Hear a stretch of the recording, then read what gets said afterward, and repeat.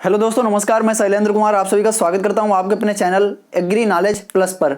दोस्तों, आज हम लोग कंटिन्यू करेंगे टीजीटी एंड पीजीटी एग्रीकल्चर का पार्ट 7, जिसके अंतर्गत देखेंगे उन तमाम चुनिंदा प्रश्नों को जो कि आपकी प्रतियोगी परीक्षा के लिए काफ़ी महत्वपूर्ण है। दोस्तों, आप अवश्य बन सकते हैं टीजीटी पीजीटी शिक्षक एग्री नॉलेज प्लस के संग। लक्ष्य रखा गया 115 प्लस स्कोर करने का, साकार करना है सपना शिक्षक बनने का। जो भी कैंडिडेट्स यूपी टीजीटी और पीजीटी की तैयारी कर रहे हैं, उन सभी से मेरी रिक्वेस्ट है कि इस सीरीज़ के अंतर्गत कराए गए उन समस्त पार्ट को वो लोग अवश्य अटेम्प्ट करें, क्योंकि दोस्तों ये वही सीरीज़ है जो आपको आपकी मंजिल तक ले जाने में एक अहम रोल प्ले करेगी। तो दोस्तों, आज के शानदार सेशन की हम लोग शुरुआत करेंगे फर्स्ट क्वेश्चन के साथ। उससे पहले आप लोगों के लिए एक ज़रूरी सूचना कि इस सेशन को आप लोग ज़्यादा से ज़्यादा अपने मित्रों को अवश्य शेयर करें, जिससे कि हमें भी थोड़ा मोटिवेशन मिल सके। आइए इसी के साथ देखते हैं पहला क्वेश्चन जो रहा आपकी स्क्रीन पर। पूसा बिन किसके भंडारण के लिए प्रयोग की जाती है? फूल, फल, सब्जी या खाद्यान्न? दोस्तों, आप लोग बताएंगे कि इसका राइट आंसर क्या होगा। जैसा कि दोस्तों आप लोग जानते हैं कि गांवों में खाद्यान्न को स्टोर करने के लिए किस चीज़ का प्रयोग किया जाता था? बखारी का प्रयोग किया जाता था, जो कि आप लोग जानते हैं। ठीक उसी का आधार बनाकर पूसा बिन को IARI दिल्ली के द्वारा विकसित किया गया है। IARI दिल्ली के द्वारा पूसा बिन को विकसित किया गया है और इसका प्रयोग खाद्यान्न को स्टोर करने में किया जाता है। तो इसका राइट आंसर दोस्तों क्या हो जाएगा? डी हो जाएगा, यानी कि खाद्यान्न।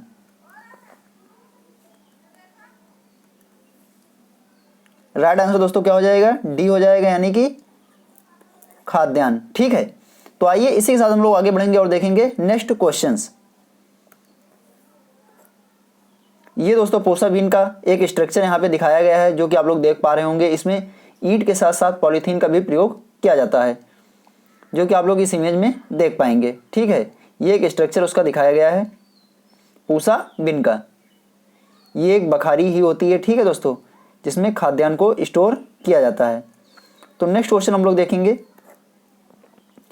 रेप सीड व मस्टर्ड का फल कहलाता है, यानी कि जो रेप सीड और मस्टर्ड होती है उसका जो फ्रूट टाइप होता है दोस्तों, आप लोग बताना है क्या कहलाता है। वो फली है, दाना है, क्रेओप्सिस है या सिल्कुआ है? आप लोग बताएंगे इसका राइट आंसर क्या होगा। जी हाँ दोस्तों, बिल्कुल सही। जो लोग इसका आंसर डी दे रहे हैं वो बिल्कुल सही है। इसका राइट आंसर क्या होगा? डी होगा, यानी कि सिल्कुआ।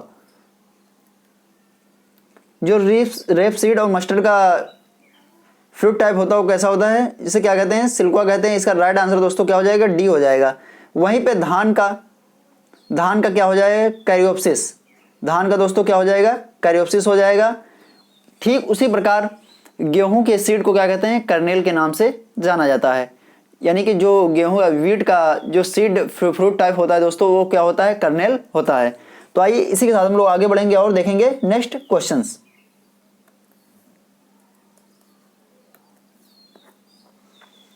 IR8 धान की किस्म भारत में कहां से प्रचलन में आई? दोस्तों, इसी को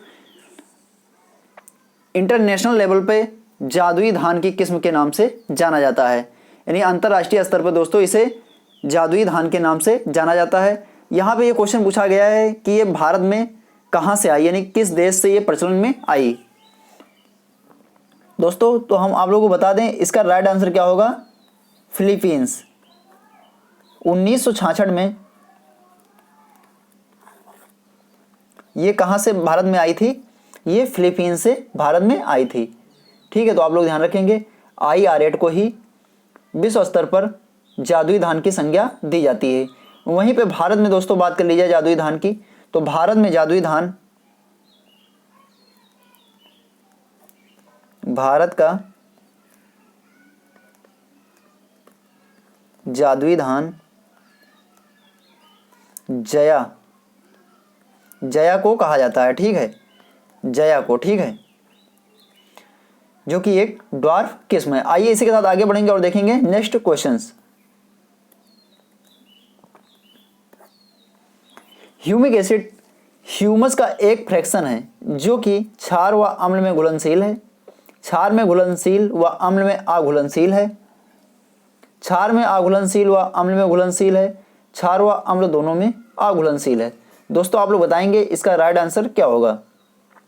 जो ह्यूमिक एसिड होता है, जो कि ह्यूमस का एक दोस्तों फ्रैक्शन है, आप लोगों को बताना है वो किसमें इनमें से घुलनशील होगा।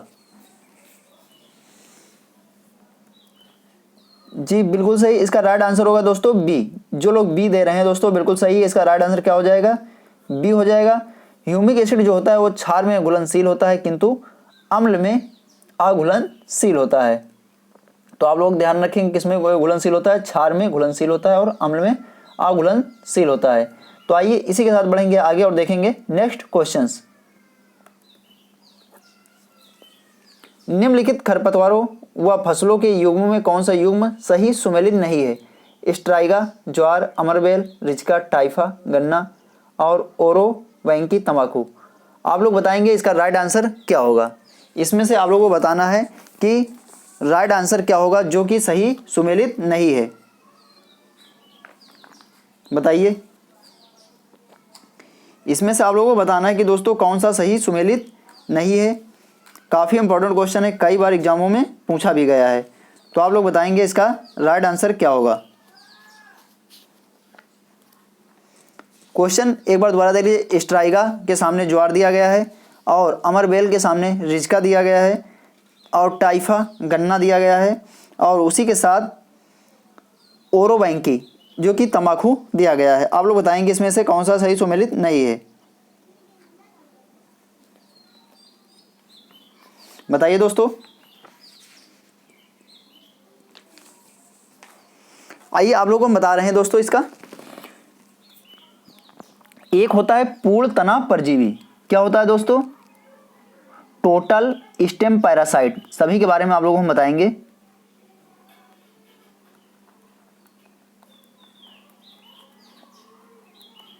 पूर्ण तना परजीवी जिसे इंग्लिश में क्या कहते हैं, टोटल स्टेम पैरासाइट, जो कि होता है कसकुटा, क्या होता है दोस्तों,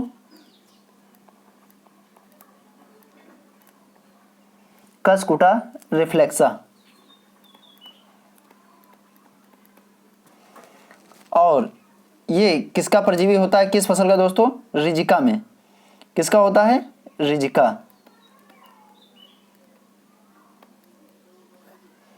रिजिका में, रिजिका का ये दोस्तों क्या होता है, पूर्ण तना परजीवी होता है, कसकुटा रिफ्लेक्सा।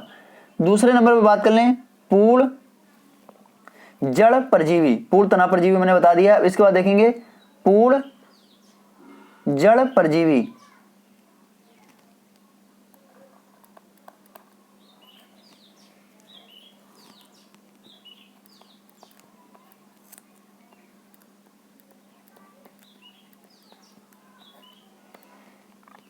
ये क्या होता है, ओरोवैंकी,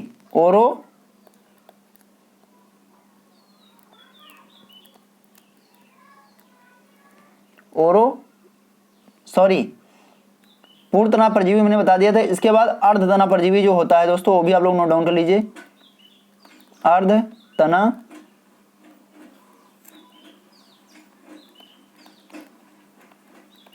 अर्धतना परजीवी, अर्धतना परजीवी दोस्तों क्या होता है, लोरेंथस। क्या होता है, लोरेंथस। लोरेंथस होता है जो कि आम, नींबू और अन्य वृक्षों में देखने को मिलता है। किसमें, आम है, नींबू है इत्यादि वृक्षों में देखने को मिलता है, जिसे अर्धतना परजीवी कहते हैं। लोरेंथस क्या होता है, अर्धतना परजीवी होता है जो कि आम, नींबू अन्य वृक्षों पे देखने को मिलता है। तो पूर्ण तना परजीवी कसकुटा रिफ्लेक्सा हो गया, जिसका जो कि रिजिका में रिजिका जो क्रॉप होती है उसका पूर्ण तना परजीवी है। और अर्धतना परजीवी क्या होता है, लोरेंथस होता है जो कि आम, नींबू अन्य वृक्षों पे देखने को मिलता है। पूर्ण जड़ परजीवी की बात करें जो दोस्तों, ये क्या होता है, ये होता है ओरोवैंकी या ब्रूम रेप।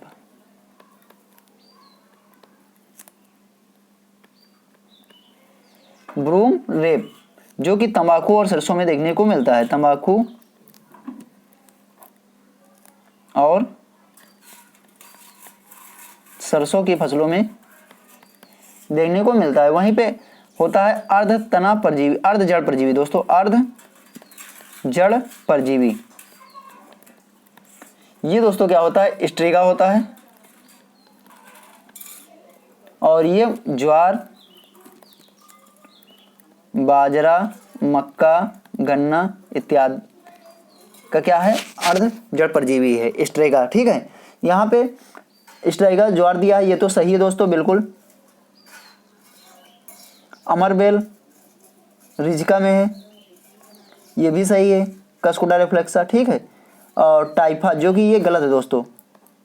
गन्ने में क्या होता है, गन्ने का अर्ध जड़ परजीवी क्या होता है, स्ट्रेगा होता है। ओरोबैंकी, ये तो तंबाकू में दिया ही है। तंबाकू और सरसों में कौन सा होता है, ओरोबैंकी, पूर्ण जड़ परजीवी। ठीक है, तो इसका राइट आंसर दोस्तों क्या हो जाएगा, टाइफा हो जाएगा, जो कि गलत यहाँ पे युग्म दिया गया है। नेक्स्ट क्वेश्चन हम लोग देखते हैं।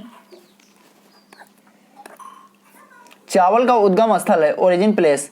चावल का दोस्तों उद्गम स्थल बताना है, दक्षिण पश्चिम एशिया, यूरोप, दक्षिण अमेरिका, भारत व बर्मा। आप लोग बताएंगे इसका राइट आंसर क्या होगा। जी हाँ दोस्तों, बिल्कुल सही।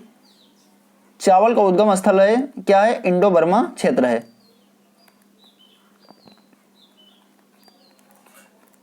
चावल का ओरिजिन जो है वो क्या है, इंडो बर्मा एरिया। ठीक है, यही है भारत बर्मा क्षेत्र,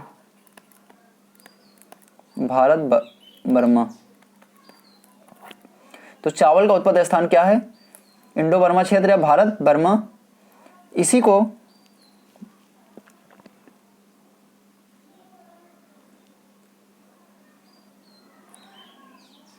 साउथ ईस्ट, साउथ ईस्ट के नाम से भी जाना जाता है। यानी कि चावल का उत्पादक स्थान क्या है, साउथ ईस्ट है, जो कि इंडो बर्मा क्षेत्र है और ये चावल का ओरिजिन है। आप लोग ध्यान रखेंगे। वहीं पे साउथ वेस्ट जो है,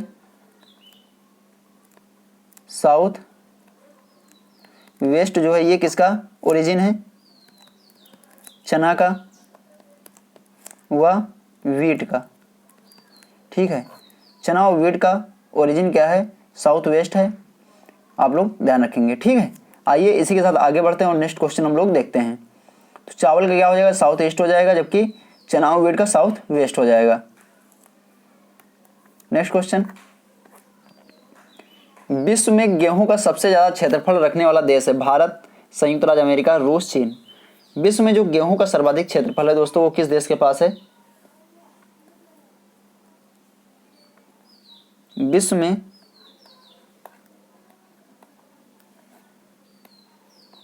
गेहूं का सर्वाधिक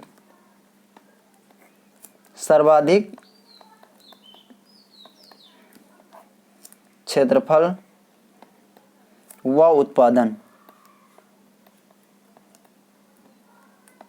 उत्पादन दोनों किसके पास हैं दोस्तों, चीन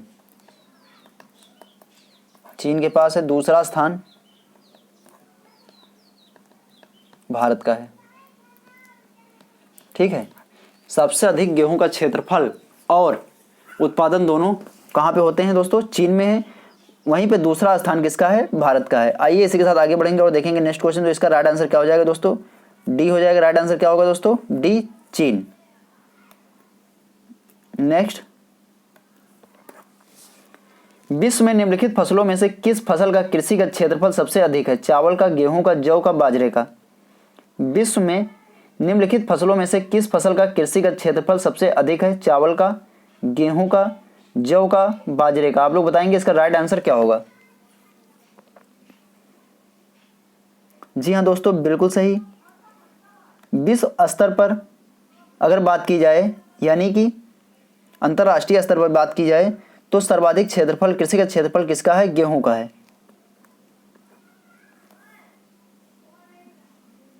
विश्व स्तर पर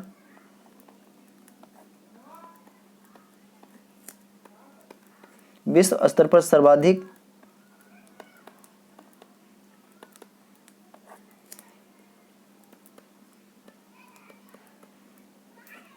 कृषिगत क्षेत्रफल जो है, क्षेत्रफल कहां पे है दोस्तों, ये विश्व स्तर पर सर्वाधिक कृषिगत क्षेत्रफल कहां पे है, किसका है दोस्तों, ये है गेहूं का, सॉरी किसका है, गेहूं का है। वहीं भारत में बात की जाए तो किसका है दोस्तों, चावल का। भारत में जो कृषि का क्षेत्रफल सबसे अधिक है किसका है, चावल का, जो कि 43 मिलियन हेक्टेयर के करीब है। 43 मिलियन हेक्टेयर के करीब है, जो कि भारत में चावल का क्षेत्रफल जो कि सर्वाधिक है। विश्व स्तर पे गेहूं का क्षेत्रफल सर्वाधिक है। तो आप लोग ध्यान रखेंगे इसका राइट आंसर क्या हो जाएगा, गेहूं। अच्छा क्वेश्चन है, ध्यान रखेंगे। जल स्तर की गहराई मापी जाती है लाइसीमीटर के द्वारा, पीजोमीटर के द्वारा, ओडीमीटर के द्वारा, पोरीमीटर के द्वारा। आप लोग बताएंगे इसका राइट आंसर क्या होगा। जल स्तर को किसके द्वारा मापा जाता है। जी हाँ दोस्तों, बिल्कुल सही। इसका राइट आंसर होगा पीजोमीटर। जल स्तर को पीजोमीटर के द्वारा मापा जाता है, लाइसीमीटर के द्वारा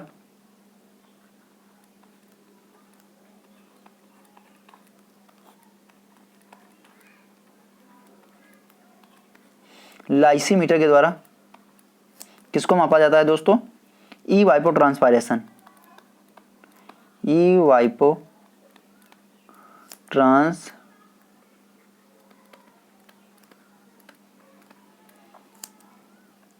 वाइपो ट्रांसपायरेशन को लाइसीमीटर के द्वारा मापा जाता है। वहीं पे ओडोमीटर की बात कर लें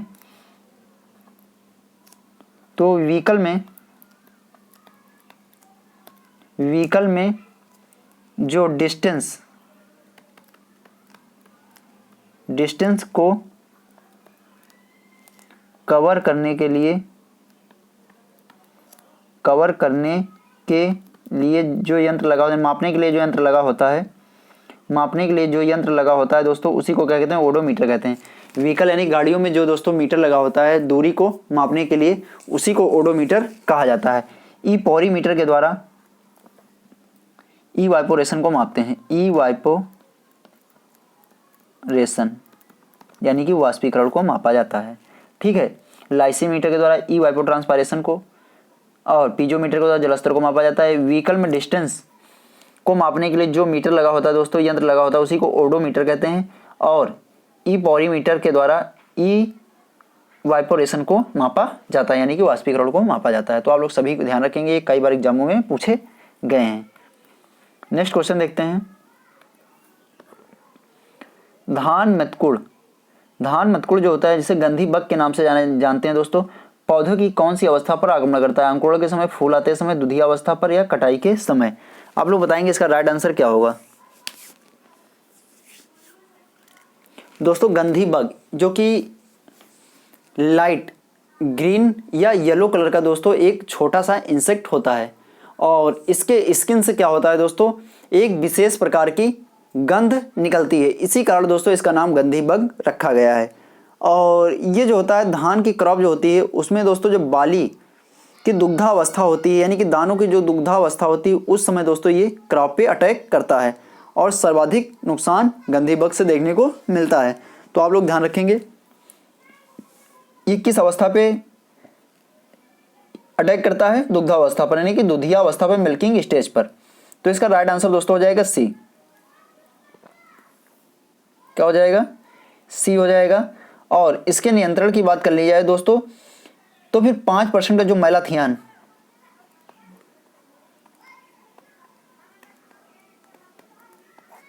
मैलाथियन 5%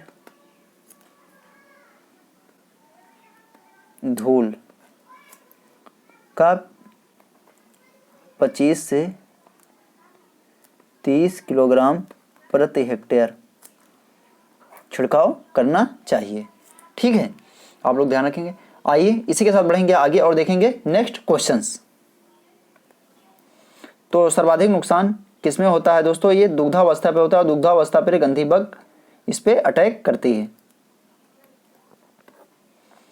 टेट्राजोलियम टेस्ट से निर्धारण करते हैं बीज की शुद्धता का, बीज के अंकुरण का, बीज सीड वायबिलिटी का, या बीज गुणवत्ता का। दोस्तों आप लोग बताएंगे टेट्राजोलियम टेस्ट जो होता है, जिसे जो कि 235 टेट्राजोलियम क्लोराइड टेस्ट के नाम से भी जाना जाता है। 235 235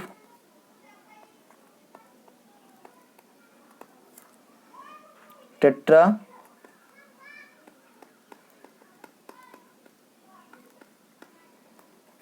टेट्राजोलियम क्लोराइड टेस्ट।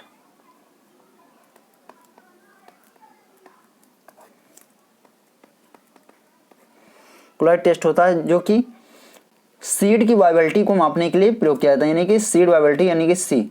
ठीक है, इसका राइट आंसर क्या हो जाएगा? सी हो जाएगा। इसमें जो होता है बीज का कलर जो होता है दोस्तों लाल रंग का हो जाता है। बीज का कलर जो होता है वो कैसा हो जाता है दोस्तों? टेट्राजोलियम टेस्ट में लाल रंग का हो जाता है बीज कलर। परीक्षण के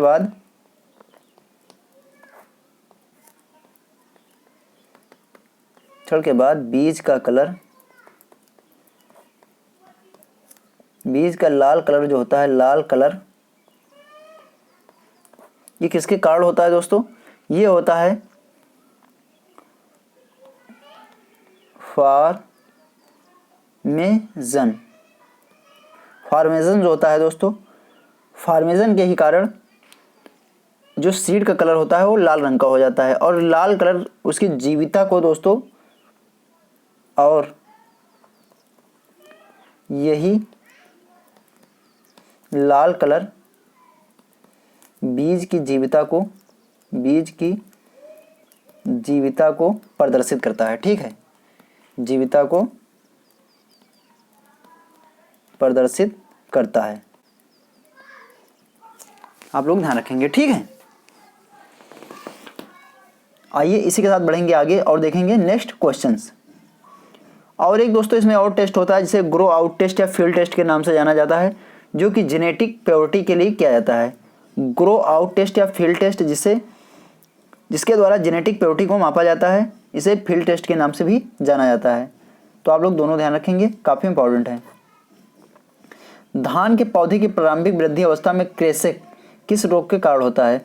दोस्तों ये जो क्रेसेक होता है, इसमें क्या होता है, पौधों की जो पत्तियां होती हैं सूखने लगती हैं, और ज़्यादा प्रकोप होने पे क्या होता है, पूरा का पूरा पौधा ही सूख जाता है। ठीक है, और ये जो डिजीज़ होती है ये कब लगती है? ये सीडलिंग पे ही लग जाती है, लेकिन कभी कभी ये क्या होता है, धान की रोपाई के 20 से 25 दिन बाद खेतों में देखने को मिलती है। इसी को BLB के नाम से नहीं, बैक्टीरियल लीफ ब्लाइट के नाम से दोस्तों जाना जाता है। और इसके द्वारा जीवाणु, जिसे हिंदी में क्या कहते हैं, जीवाणु जनित झुलसा, बैक्टीरियल लीफ ब्लाइट, जिसे हिंदी में जीवाणु जनित झुलसा के नाम से जाना जाता है। इसके द्वारा जो धान की फसल होती है उसको काफ़ी नुकसान होता है। तो बैक्टीरियल लीफ ब्लाइट जो होती है दोस्तों, इसी कारण क्रेसेक जो होता है एक किस रोग के कारण होता है? बैक्टीरियल लीफ ब्लाइट के कारण। किसके द्वारा दोस्तों? बैक्टीरियल लीफ ब्लाइट के कारण क्रेसेक देखने को मिलता है, जो कि रोपाई के 20 से 25 दिन बाद खेतों में देखा जा सकता है, या सीडलिंग अवस्था पे भी ये देखने को मिलता है, जो कि Xanthomonas oryzae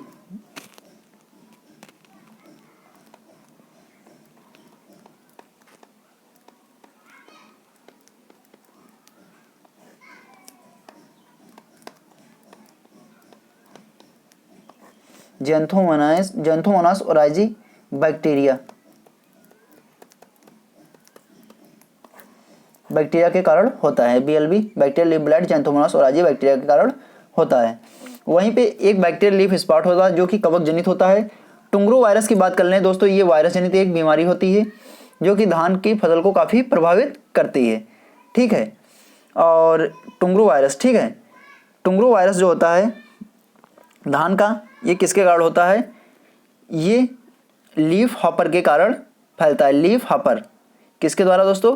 green leaf hopper के द्वारा ये टुंगरो वायरस जो होता है वो क्रॉप में फैलता है। फॉल्स स्मट की बात कर ली जाए, फॉल्स स्मट जो होता है आभासी कंड रोग, आभासी कंड रोग,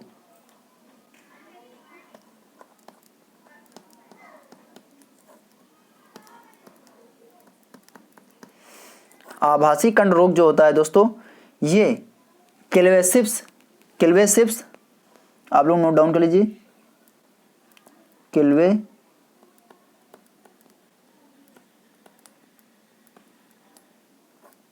किल्वेसिप्स ओराइजी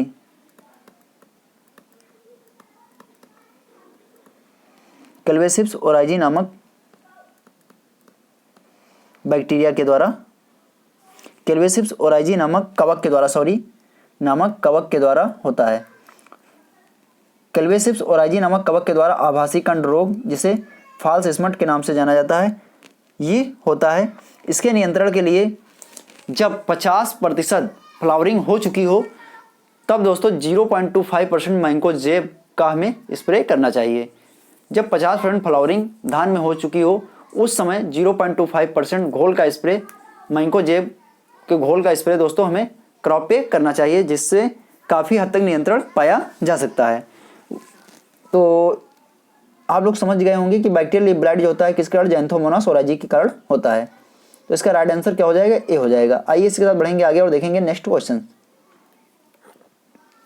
गन्ने की रोपाई के कितने माह तक गन्ने की फसल में खरपतवार स्पर्धा बनी रहती है। दोस्तों गन्ने की रोपाई के कितने माह तक दोस्तों गन्ने की फसल में खरपतवार स्पर्धा बनी रहती है। तो इसका राइट आंसर आप लोग बताना है, 2 माह, 4 माह, 5 माह, 6 माह। आप लोग बताएंगे इसका राइट आंसर क्या होगा।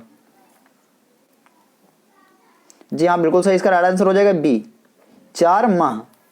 कितने माह तक दोस्तों, 4 माह तक क्रॉप और खरपतवार में प्रतिस्पर्धा बनी रहती है। वहीं पे मक्का में बात कर ली जाए दोस्तों, तो मक्का में जो है प्रतिस्पर्धा होती है वो 30 से 45 दिन तक होती है। 30 से 45 दिन तक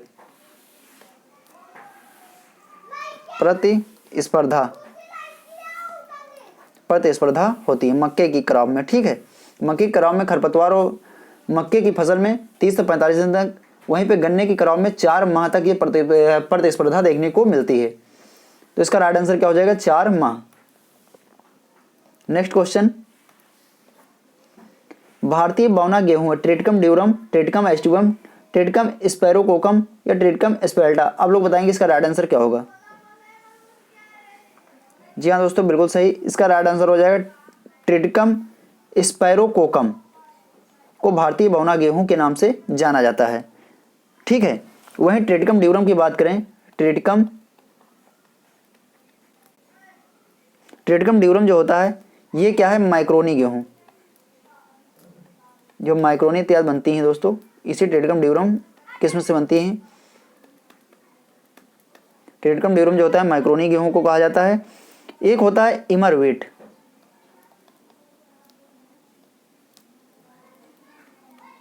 इमरवीट को ट्रिटिकम डाइकोकम के नाम से, ट्रिटिकम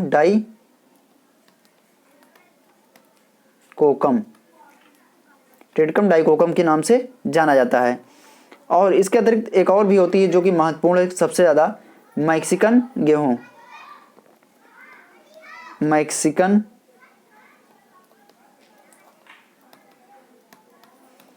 इसी को ब्रेड वीट के नाम से जाना जाता है।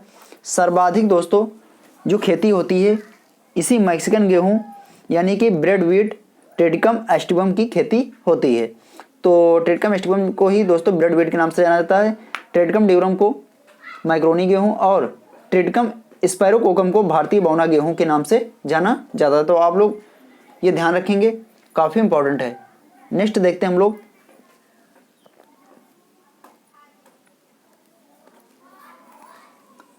मृदा उर्वरता को अच्छी तरह से बनाए रखने के लिए किस फसल चक्र को अपनाना चाहिए। मक्का, तुरिया, गेहूं, धान, गेहूं, लोबिया, धान, आलू, मूंग, सोयाबीन, गेहूं, मूंग। दोस्तों आप लोग बताएंगे इसका राइट आंसर क्या होगा। दोस्तों इसमें आप लोगों को वो फसल चक्र चॉइस करना है जिसमें से कि ज़्यादा दलहनी और तिलहनी फसलें जो हैं उनका प्रयोग साथ में किया गया हो। तो इसका राइट आंसर दोस्तों क्या हो जाएगा। पहली में देखो मक्का, तोरिया, गेहूं है। ठीक है, दूसरे में धान, गेहूं, लोबिया, धान, आलू, मूंग है। डी में क्या है, सोयाबीन, गेहूं और मूंग, जिसमें से दो की दो क्या है, दलहनी क्रॉप है और एक क्या है, खाद्यान्न क्रॉप है।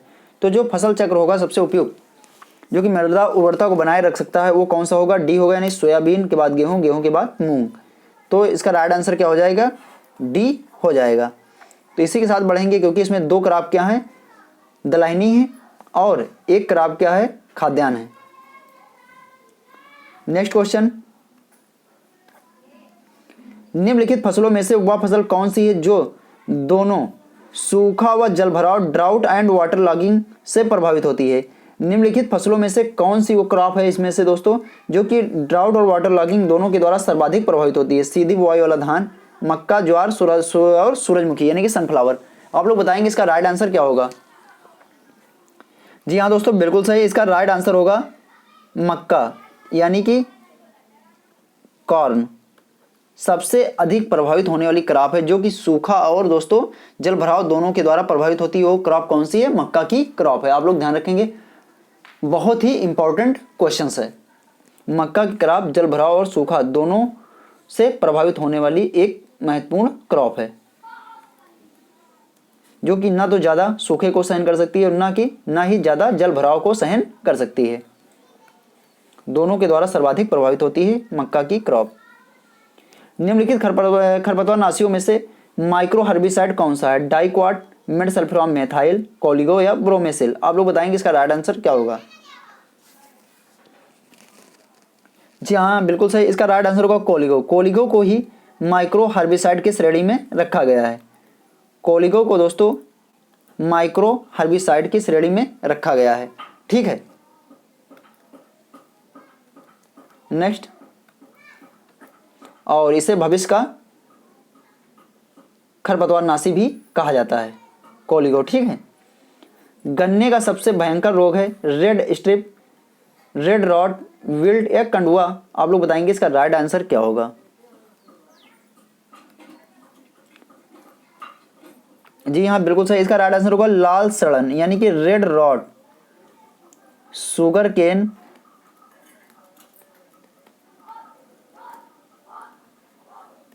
रेड रॉट, कोलेट्रोडाइकम,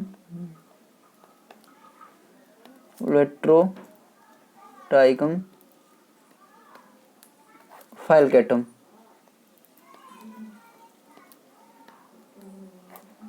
कोलेट्रोडाइकम फाइलकेटम जो होता है ये रोग कारक है किसका? रेड रॉट का, जो कि एक कवक जनित बीमारी होती है और गन्ने का सबसे ये भयंकर रोग होता है रेड रॉट डिजीज, जो कि तने और पत्तियों दोनों को प्रभावित करता है। Next question. निम्न में से किसमें एंटीनी का अभाव होता है? मकड़ी, बिच्छू, किलनी या उपरोक्त सभी? आप लोग बताएंगे इसका राइट आंसर क्या होगा?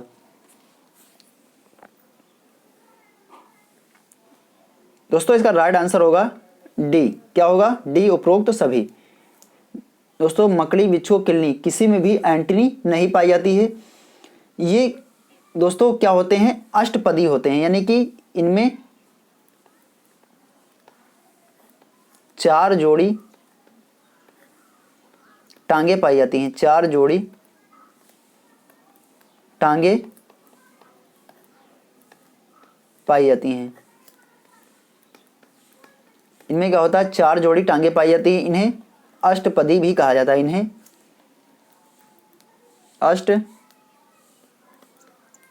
अष्टपदी यानी कि 8 पैरों वाला अष्टपदी भी कहा जाता है। इसी मकड़ी वंश के अंतर्गत टिक और माइट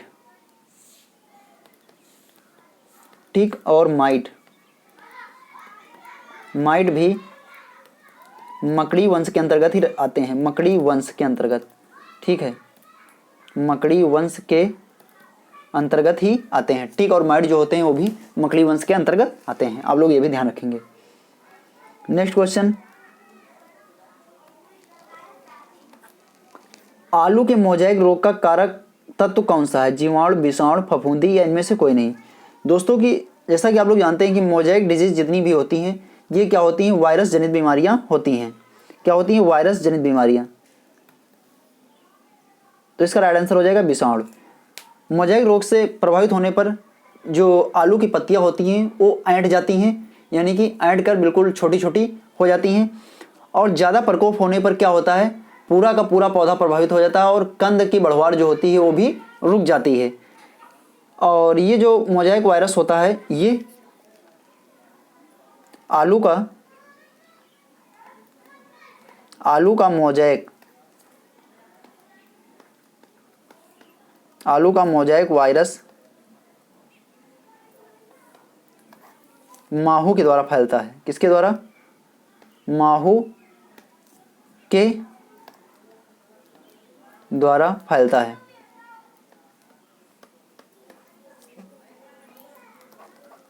आलू का मोज़ेक वायरस माहू के द्वारा फैलता है, जो कि एक विषाणु जनित होता है। आप लोग ये ध्यान रखेंगे, ठीक है। नेक्स्ट क्वेश्चन हम लोग देखेंगे, प्रोटोजोआ के द्वारा पशुओं में होने वाली बीमारी है सर्रा, अफारा, गर्भाशय शोथ या संक्रामक गर्भपात। आप लोग बताएंगे इसका राइट आंसर क्या होगा। आप लोगों को बताना है इसका राइट आंसर क्या होगा। जी हाँ, बिल्कुल सही। इसका राइट आंसर होगा सर्रा। सर्रा जो बीमारी होती है पशुओं में, ये क्या होती है? ये प्रोटोजोआ जनित एक बीमारी होती है, ठीक है। ट्राइपैनो ओमेसिस, ट्राइपैनो ओमोसिस,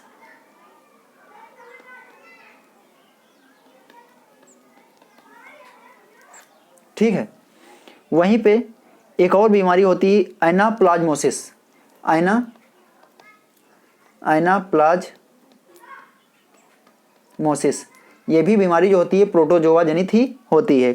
और इसके अतिरिक्त टिक फीवर होता है।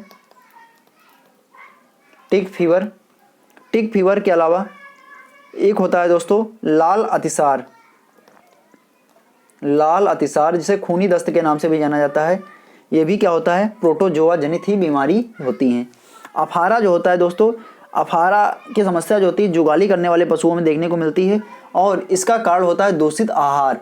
दूषित आहार के कारण पशुओं में अफारा रोग की समस्या देखने को मिलती है, और मुख्यतः जुगाली करने वाले पशुओं में होती है, ठीक है। संक्रामक गर्भपात जो होता है, ये जीवाणु जनित एक बीमारी होती है, जिसमें क्या होता है? पशुओं में गर्भपात की समस्या देखने को मिलती है, ठीक है। आइए इसी के साथ बढ़ेंगे आगे और देखेंगे नेक्स्ट क्वेश्चंस। सांड की नाक में छल्ला पहनाना चाहिए 6 माह की आयु पर, 8 माह से 1 वर्ष की आयु पर, 1 से 2 वर्ष की आयु पर, 2 वर्ष के बाद की आयु पर। दोस्तों आप लोगों को बता दें इसका राइट आंसर क्या होगा। 8 माह से 1 वर्ष की आयु जो होती है, ये सांड की नाक में छल्ला पहनाने के लिए एक महत्वपूर्ण आयु होती है। तो आप लोग ध्यान रखेंगे, ये आपके टीएचटी में पूछा गया क्वेश्चन है। टीएचटी 2005 में पूछा गया क्वेश्चन से, आप लोग ध्यान रखेंगे, ठीक है। नेक्स्ट, चूहा नियंत्रण हेतु जहरीला चारा बनाने के लिए दाने की मात्रा के अनुसार जिंक फास्फाइड की मात्रा रखते हैं 0.5%, 2.5%, 5% या 10%। आप लोग बताएंगे इसका राइट आंसर क्या होगा। जैसा कि दोस्तों आप लोग जानते हैं कि जो जिंक फास्फाइड के द्वारा चूहों के लिए जहरीला चारा बनाया जाता है, उसमें दाना की मात्रा कितनी होती है? 96% होती है। जिंक फास्फाइड की मात्रा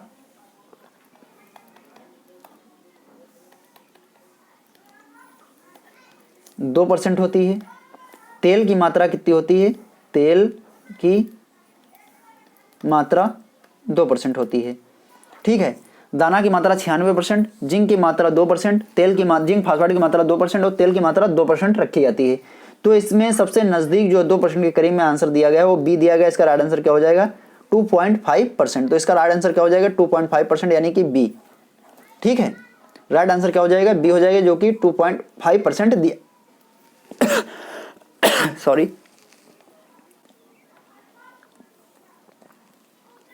नेक्स्ट, समन्वयक ग्रामीण विकास कार्यक्रम, जिसे समन्वित ग्रामीण विकास कार्यक्रम यानी कि IRDP integrated rural development programme के नाम से भी जाना जाता है, के अंतर्गत विकास की आधारभूत इकाई है जिला, विकासखंड, ग्राम या परिवार। इंटीग्रेटेड रूरल डेवलपमेंट प्रोग्राम के अंतर्गत जो विकास के कार्यक्रम की आधारभूत इकाई थी, वो किसे माना गया था? जिला को, विकासखंड को, ग्राम को या परिवार को। तो आप लोगों को दोस्तों बता दें इसका राइट आंसर क्या हो जाएगा? परिवार, यानी कि एक फैमिली को ही क्या माना गया था? विकास की आधारभूत इकाई मानी गई थी। यानी कि एक परिवार को लेकर डेवलपमेंट किया जा रहा था। तो इसकी आधारभूत इकाई क्या थी? एक परिवार।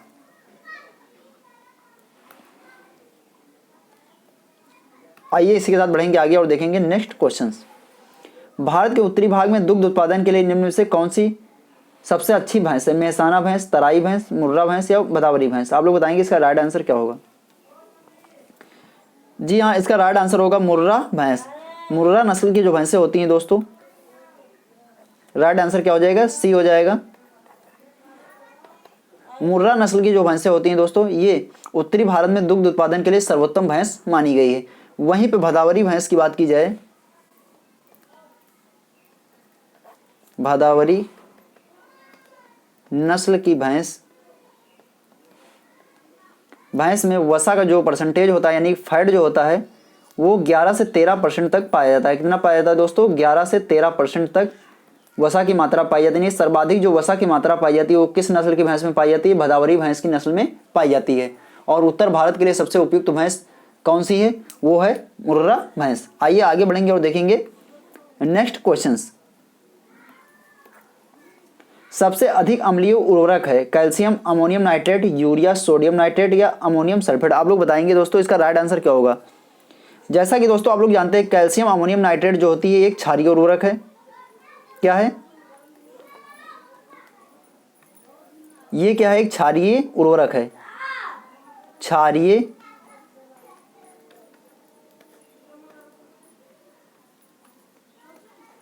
ये क्षारीय उर्वरक है कैल्शियम अमोनियम नाइट्रेट, तो इसका कोई मतलब ही नहीं रहेगा। वहीं पे दूसरी बात कर ली जाए दोस्तों,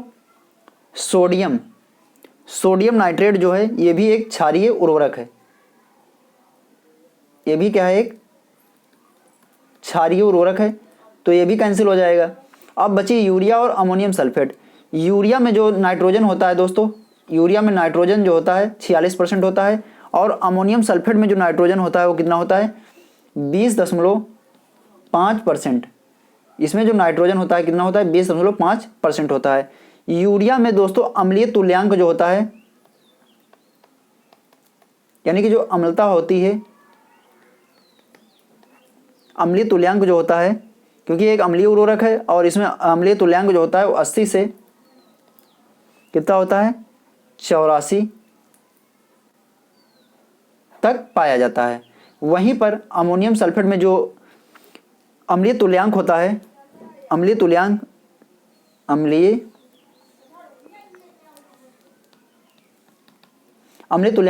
सल्फेट में वो कितना होता है? अमोनियम सल्फेट में जो अम्लीय तुल्यांक होता है वो होता है 110। तो आप लोग देख पा रहे होंगे कि किसमें सबसे अधिक अम्लता किस प्रकार के उर्वरक में पाई जाती है? अमोनियम सल्फेट में जो अम्लीय तुल्यांक है वो 110 है, जिससे कि इसमें अम्लता जो होती है, यानी कि अम्ल के अवशेष छोड़ने की क्षमता किसमें सबसे अधिक है? यूरिया और अमोनियम सल्फेट में। तो इसका राइट आंसर हो जाएगा अमोनियम सल्फेट, जो कि 110 है। ठीक है। और वहीं पे दोस्तों बात कर ली जाए, एक और महत्वपूर्ण उर्वरक होती है जो कि सबसे ज़्यादा मात्रा में अम्लीय अवशेष छोड़ती है। कोई बताएगा दोस्तों उसका नाम क्या है?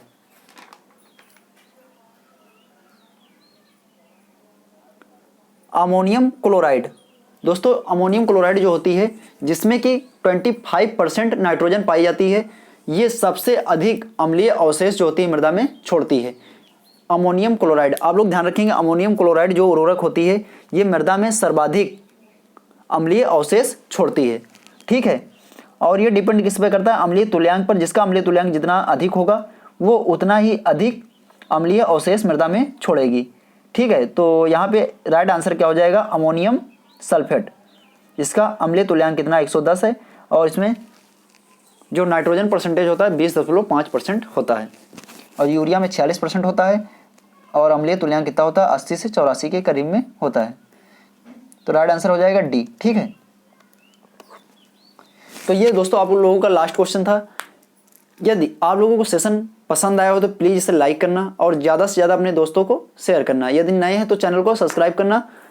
ठीक है दोस्तों, तो आज के सेशन में यहीं तक। आगे मिलेंगे किसी अन्य सेशन में और कुछ महत्वपूर्ण क्वेश्चंस के साथ। Thank you, thanks for watching.